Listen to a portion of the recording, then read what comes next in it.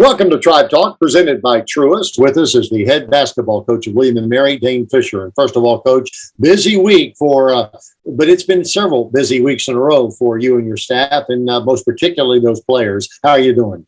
Yeah, thanks, Jay. Doing really well, and you're absolutely right. It's been quite a run here with the 2 games that we had crammed in that were rescheduled from earlier, and then just it's been a bunch of games in a short amount of time, but it's been great. Tribe concludes a 3-game homestand tomorrow. We'll talk about UNC Wilmington, the best team in the league. Who would have thought that in the preseason, coming in for the Gold Rush game at 4 o'clock. But, Coach, it ends a 3-game homestand. The Tribe really did a nice job in their opening victory versus Elon last Saturday. Yeah, I thought we came out and played with great defensive focus in that game and got ourselves off to a really good start on that end of the floor. Did a really nice job of keeping the ball out of the paint. In particular, Michael Graham really hurt us in the first game against Elon. We had a much better attention to him in the second game. And then guys played with some really good confidence offensively, and game got a little closer than we wanted to at the end, but made a couple of plays down the stretch. Well, I keep interviewing you after these games. Hey, Coach, it's good that we had a close game because we're learning to win close games. That's kind of getting old, isn't it? Well, as long as we're learning to win them, I'm okay with it. And we did some things against Elon that really gave ourselves a chance. They took 34 threes in that game, and we've talked about. It seemed like every game this year we fouled the 3-point shooter, and we didn't do it once in that game. And we were 20 for 26 from the free throw line, which was obviously enormous as that game came down the stretch. Coach, we've talked about a lot of players throughout this season. I think sometimes, not you, but I take Connor Kuchera for granted. He certainly gets in the minutes every game. He plays hard for you, and he appears to be I don't know if it's a silent leader, if that would be an appropriate term for him, but certainly a leader for you. Yeah, Connor's had a really good year for us, and his percentages in league play aren't normally where I think they would be, but he does so much for us that you probably can't see in the box score with the leadership and just rallying the team together and his competitive spirit. So he's been a guy that's just been a real integral part of this team, and certainly looking forward to him playing well down the stretch for us. How would you characterize the character of your team so far this year? I mean, we've played well into 20 games now plus, and you know your team pretty well. Well, I think this team has shown some really good resiliency this year. It was a tough first semester. I mean, we were 1-12, and there weren't a lot of great things being said about our team for obvious reasons. And I give our guys a lot of credit to be able to withstand that, especially with how many young guys we have. To be able to go through that and still stay the course and get better. And we're by no means the best team or have arrived this year by any means, but we're certainly playing much better than we were early in the year, and I think it took some pretty good resiliency to do that. Well, certainly Tribe fans everywhere can hold on to a lot of hope as your team matures not only this year, but in future years as well. Let's talk about tomorrow. 4 o'clock, it is the Gold Rush game. Arguably the best team in the league. Tell us about the Seahawks. Well, Wilmington has had a phenomenal year so far. Certainly the start of league play, they've been terrific. They've got really good guard play, and they play 4 guards all the time, sometimes 5. They space the floor well. They can really get to the rim, attack you. They pressure you quite a bit defensively. They'll get up in the full court. They'll take away passing lanes. They've had a terrific year, and we're certainly thrilled to get a chance to play them at home on national TV for the Gold Rush game. Yeah, expect a big crowd here. We've still got tickets available. Go to tribeathletics.com, tribeathletics.com. Get in for the Gold Rush game. It has been a movement, I guess, started, I would say, 10 years or so ago. You got the gold pom-poms, and the place is typically very, very crowded at Kaplan Arena. It'll be a great home atmosphere, won't it? Yeah, absolutely. This has been, I've only been able to coach in one of these because last year, obviously, we didn't have the fans there. But our first year was we played Delaware, and the place was rocking. And without a doubt, the fan support, the amount of people we had there, the amount of gold in that arena certainly helped us to get what was a really big win for that team at that time. So we're looking forward to that same kind of atmosphere against Wilmington. Wilmington, as we said from the outset, I mean, they were picked either second to the last or dead last by in many preseason polls. What's been the key to their success this year in terms of, coming together and I guess ignoring the prognosticators? Well, as I said, I think they have some really good guard play. Last year, Jalen Sims missed most of the second half of league play with an injury, and he's back and playing really well. I think they've got pieces that fit really well together. They play really hard, and sometimes teams get a couple of wins and get on a roll, and they've won a couple of really close games, and sometimes that stuff can happen when you get that confidence going. So I think they're a pretty complete team that's a confident group right now, and it's obviously shown here in the first part of league play. Well, looking forward to tomorrow night's game, 4:00 at Kaplan Arena. UNC Wilmington coming to town, first place in the CAA versus the Tribe of William and Mary. And goes without saying, as we've talked about before, you really want to protect Kaplan Arena from a win standpoint, don't you? Yep, absolutely. Anytime you're going through your league play, you got to do a good job of protecting the home court. And as we've talked about before, we let a couple slip away earlier in league play, but hopefully we can continue to protect the home floor. And like I said, looking for a great crowd and a great game against Wilmington. Thanks, Coach, and good luck. All right. Thanks, Jay. We're opening the door to better financial services, better experiences, better partnerships, better technology, better communities, and a better future.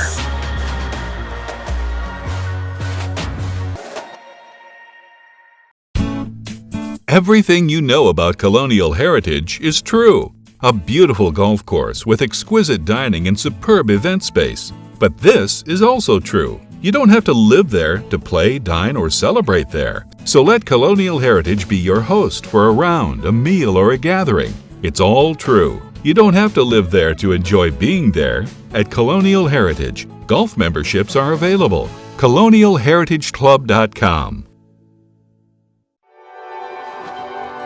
What does tomorrow look like? That's really up to us. By exploring what's ahead and learning from where we've been, we find ways to care and teach ourselves and others how to heal so that we can make life better by design.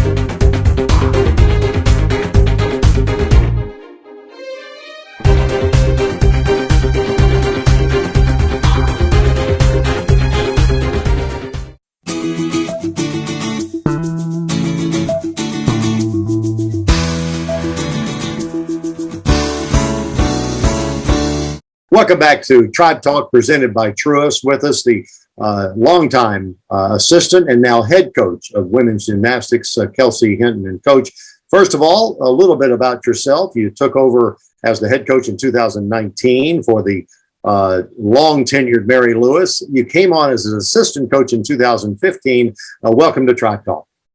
Thank you. Thank you for having me. You came on at an interesting time to be a head college coach in any sports. We call it the season of COVID. How have you and your team responded to that over the last couple of years?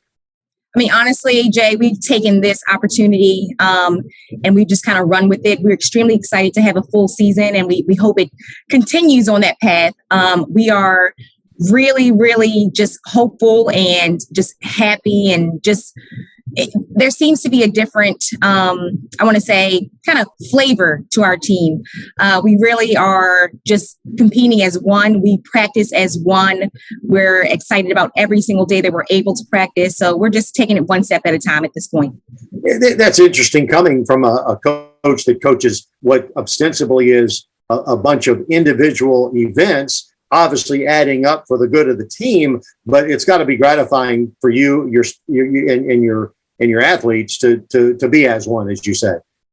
Exactly. Yes, it definitely is. And I mean, I have a new excitement for this year too. And it shows you, and it allows you just to be thankful for what you have and what you have to look forward to.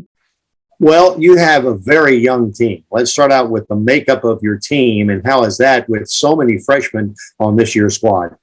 Yeah, we have 8 freshmen, which is crazy.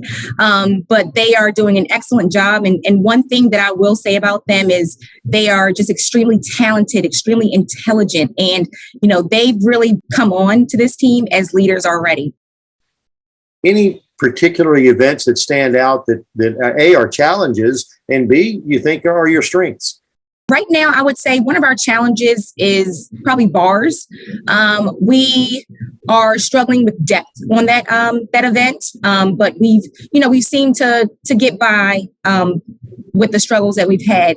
One of our most consistent, and I would say our strongest event right now is probably beam. So our athletes seem to have the great mental toughness on that event. And I think they know that they're good on that event. And so it really has shown through our 3 meets that we've had so far. Women's gymnastics coach Kelsey Hinton is our guest. And Kelsey, one exciting event, or an exciting opportunity for the tribe, joining the Gymnastics East Conference, and that's got to put some blood into this program and really into collegiate gymnastics in total. Yeah, so we're extremely excited to be a part of the Gymnastics East Conference. That's the GEC, and with that conference, you have 4 teams who are in the what's considered the bottom 4 of the rankings, and then 4 teams that are in the top of the rankings nationally. And your goal is to compete in the evening session. That means that you are ranked top 4. As of right now, we are sitting in 4th place, and we hope to, we don't want to really bite our fingernails. So we want to make sure that we continue to climb the rankings. I know we have a dual meet with the men coming up at the end of February. That'll be the next time that a Tribe faithful can go out and support both the men and women's gymnastics program. Tell us about that meet with Westchester. Yeah, we're extremely excited to compete against Westchester. And honestly, Jay, it'll be our first home meet. We had to cancel our first home meet, which was against Penn a couple of weeks ago due to weather. But we're extremely excited. It'll be our alumni meet. It'll also be our senior meet. And just to have it as a double duel with the men's team just makes it that much more exciting. You practice at a wonderful facility here in Williamsburg. Tell us about that. So we practice at Williamsburg Gymnastics, which is literally right around the corner from campus. And we have available to us pits, bars, and it just creates a safer environment for our athletes to participate in the sport that they love. Success of fundraising efforts for the gymnastics program and all programs, obviously on campus, incredibly important. How are things going with women's gymnastics? Let's keep it going. Let's keep it going. Okay. We are extremely excited about our fundraising efforts. We've put so much effort and fight into making sure that our program stays. And I want to make sure that these athletes, as well as our coaching staff, has a space and I guess the ability to work and to continue the sport that they love. Tell us about Coach Emmons. Yes, Brittany Emmons. She coaches beam and vault, and we also do a little bit of floating throughout our events. But her main priority is coaching beam and vault, and she really does help with social media and trying to get our team a little bit on the map. And she just brings a lot of, I would say, a little more spice to our team. So we're thankful for that. Coach Hinton, let's circle back and concentrate on that Westchester meet, a double dual meet with the men and women's gymnastics team. It will be really an exciting time. It'll be an exciting day for Tribe enthusiasts. how do they get more information about that meet? And you mentioned the alumni meet. It's going to be the alumni meet and senior day as well. Can we find out more information online about the event? Yes, you can find more information out online. We're also going to be posting a lot on our Instagram, Twitter, and Facebook feeds so that the public does get that information. As of right now, fans are allowed and everyone's supposed to be masked. And we are just extremely excited just to have everyone in the audience bring your signs, bring your paint, bring anything you want. We're just pumped to have the meet. But yes, find more information out on social media as well as tribeathletics.com. If these times have taught us anything, it's that anything is possible, especially at our public schools. Overcoming great adversity, we salute our teachers and students who brought their A game every day. Whatever tomorrow brings, our commitment to public schools is stronger than ever. A win for education. The Virginia Lottery. $11 billion to Virginia's public schools since 1999. Fun fact, Mountain Dew and spicy chicken is the perfect combo. Does it look like I don't know that? Okay. Didn't mean to ruffle your feathers. We both did the employee training, Gary. Okay, don't jump down my beak.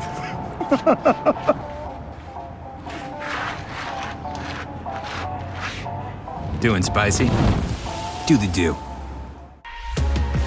We're opening the door to better financial services, better experiences, better partnerships, better technology, better communities, and a better future.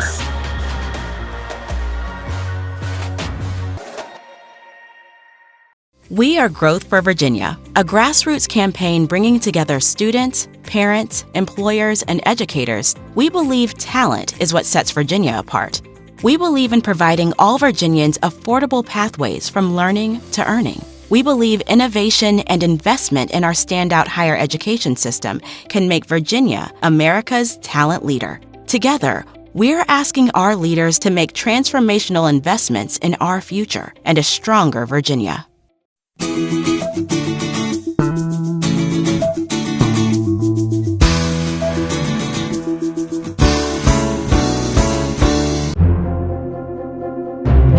The William & Mary Student Athlete of the Week, presented by the Virginia Lottery, recognizes tribe student athletes for their standout efforts in competition, the classroom, and the community. This week's William & Mary Student Athlete of the Week, presented by the Virginia Lottery, is track and field sophomore Keely Suzenski. Keely was voted the winner by the William & Mary fan base via social media polls on both the @Tribe Athletics Twitter and Instagram accounts. Men's swimmer Noah Fields, women's basketball player Sydney Wagner, and women's gymnast Caroline Blatchford were also honored as finalists for the award. Keely broke her own school record in the shot put at the Patriot Games last weekend by throwing 50 feet 11 inches, bettering her previous mark by half a foot. It's also interesting to note that when Keely won the 2020 ECAC Shot Put Championship, she became the first tribe women's thrower to surpass 50 feet in school history. Congratulations, Keely Suzenski.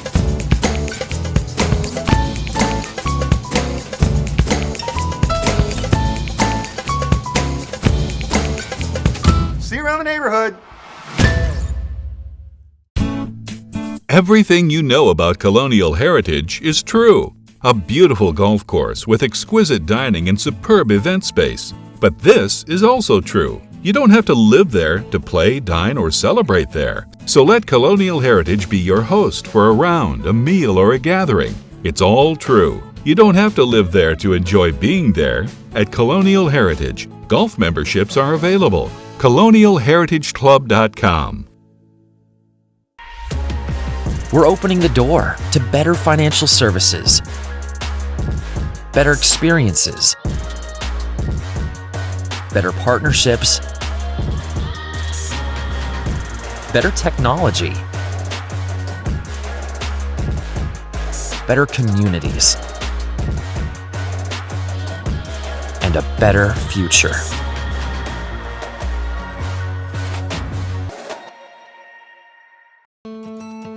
At William & Mary, we strive to be more than we are and to do more than we've ever done. Here, we do not live in the shadows of the giants of American history that we helped to shape. We stand on their shoulders, reaching higher, looking further, and leading the way forward. To be a place where history happens every day, and to be a university for the bold.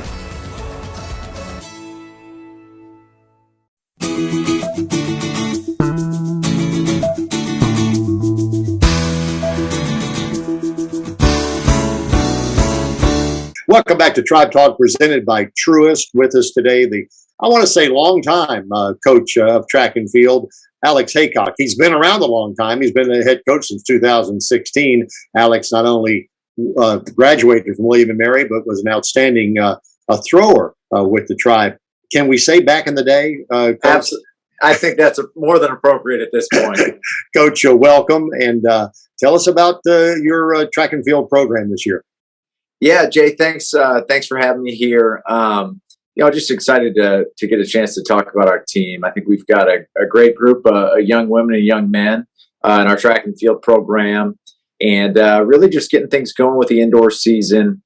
We competed in December one time, and then had a long break, with winter break, and now we're up and running again. But kids look fit, they look motivated, and we're really just excited to see what's to come this season with some great competitive opportunities coming up.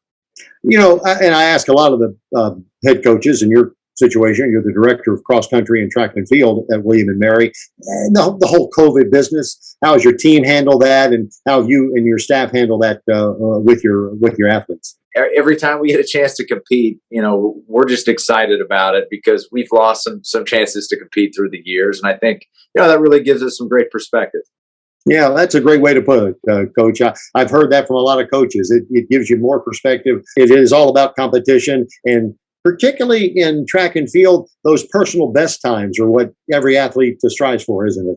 It's pretty cut and dry, how your performances go based on the stopwatch or the tape measure, right? So I think that's, the fun thing about it. And, every time out, you can measure yourself against, what you've done before. So, we always tell our kids, never slight a personal best, right? I mean, anytime you go out, even if it's just a small improvement, it means we're headed the right direction and good things are going to follow. Going back, we actually have now had 3 school records set on the women's side, which is really great. At first meet in December at Navy, Chelsea Mitchell broke our school record in the 60 and also the long jump. So that was great. And then just this past weekend, Keely Suzenski broke her own school record in the shot put. So that was a great performance there. And, we've got a lot of talent on the squad. And I don't think those are the last school records we're going to break this year.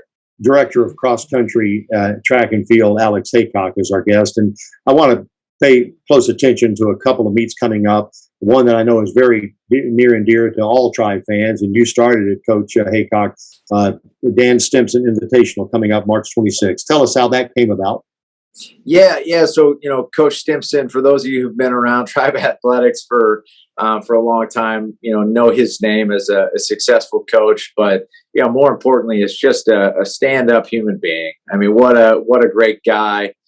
Full of joy, just a wonderful person who I was fortunate enough to be an athlete under and then coach alongside. He was a volunteer here, after retiring, and that was a fun treat for me, and obviously was a huge benefit for our student athletes. But the spring after he passed away, we decided, hey, what better way to kind of remember Coach than to put on a track meet, and name it after him. And the meet's been great.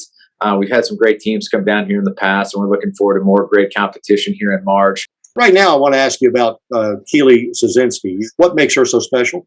I just think back to the recruiting process with Keely and getting to know her and watching her compete, and a very talented athlete. She's got some great ability, but incredibly hard worker. She has worked very diligently at her craft for a really long time. And certainly, that kind of yields great performances. And I really think, this is tip of the iceberg for her. There's going to be some really big things and exciting things to come from her this spring. Thank you, Coach, for your time. The Director of Cross Country and Track and Field, Alex Haycock. Let's welcome Keely Suzenski to Tribe Talk. Keely, first of all, thanks for your time today, and congratulations on a wonderful performance. Another personal best, which, oh, by the way, was a William and Mary record. Thank you so much for having me. It was just a really great feeling, and it was great to just, I think it's a drive for the rest of the season for me. So you don't normally see personal best this early in the season. Were you working out incredibly hard leading up to it? Over winter break, I'm lucky enough to have a gym really close to my house, and they specialize in throwing and making programs for throwers. And that's pretty much what I was doing all winter break. And I was also following, my coach had written out certain things that he wanted me to do to work on. And I was just trying to be really focused for that meet in particular. Tell us what you do and what are the key ingredients to being as successful as you have been? I would say my specialty is shot put, but I will be throwing discus and hammer in the spring, and I'm also throwing weight right now in indoor. And personally, for me, I think just like every other sport, it's very mental. It's easy to go lift and go to practice and try to hit those cues, but at the end of the day, it's you staying focused, you wanting to get better after every practice. Coach Haycock mentioned the recruiting process. So obviously academics are very important to you. What else did that entice you to William and Mary, and what else did, if anything? Well, actually, before I was a thrower, I was very focused on basketball. That's what I wanted to do. Unfortunately, I tore my ACL and then had another injury with my knee. And then that's kind of when I was like, threw a little bit in middle school. It was very fun. And I was like, all right, well, let's transition into throwing. So I didn't start until summer going into my junior year of high school. And, Coach Heacock was the first one to reach out to me and really just show a lot of interest. It was like a genuine interest. And I think as soon as I stepped foot on this campus and met the team, it just felt like home and felt like I would really feel at place in the program and at the school. Sophomore from Fleetwood, Pennsylvania, Keely Suzenski has been our guest. Continued success with the track and field program to you and your teammates, Keely, and thanks for your time today. Thank you so much for having me.